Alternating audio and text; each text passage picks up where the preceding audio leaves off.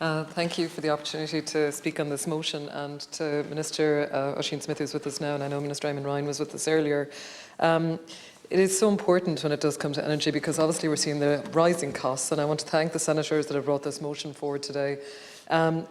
It's really crucial. Like, we're also seeing that this budget is going to be very much about mitigating costs, reducing costs, and we're going to see that through a number of different areas. And I suppose one of the key areas for me will be around fuel allowance, and people are the most vulnerable.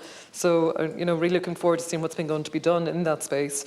But also supports for businesses. And I know it's been raised here before, Minister, as well, but small businesses, retailers, hotels and restaurants are absolutely on their feet, because they're forced to deal with these incredibly high costs at the moment.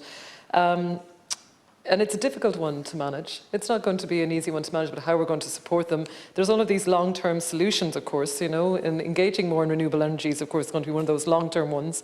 But for our businesses, we have done so much over the lockdown and COVID to support these employers and employees, and now we really need to be smart and innovative about how we're going to go forward in supporting them as well. They are dealing with challenges, and we've seen that there's been really positive thing, like information today, or an update today, that we're seeing the minimum wage been increased. But when it comes to energy costs, I suppose I will be looking forward to what's coming out of this budget in terms of supports for businesses.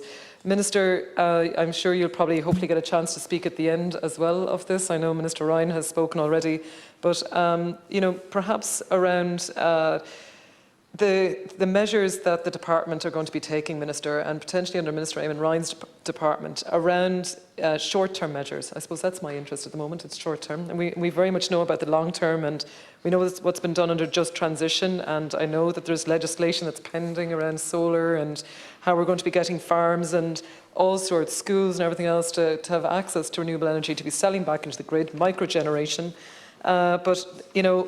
What's the timeline for some of these, Minister? I don't know if you can comment on any of that. And then maybe just comment on the short-term measures that we'll be able to implement very quickly. And also how we as a government are going to be using new technologies. I mean, I know we speak an awful lot about how we're going to reduce our energy costs. People are going to be smarter, maybe think about reducing usage during the peak periods of 5 to 7. Obviously that's going to indicate the cost of electricity. But, how we're using new technologies. We all see sensor lights and so on. You walk into a room, the lights turn on and off.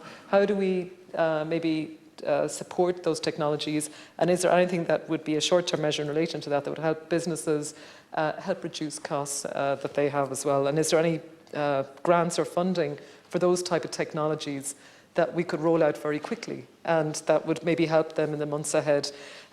It is a difficult time. I think it's going to be a very challenging time, and I suppose I just look forward to seeing how we're going to be smart about how we deal with it, engage with it, and use innovation to support us doing that as well. Garmagas.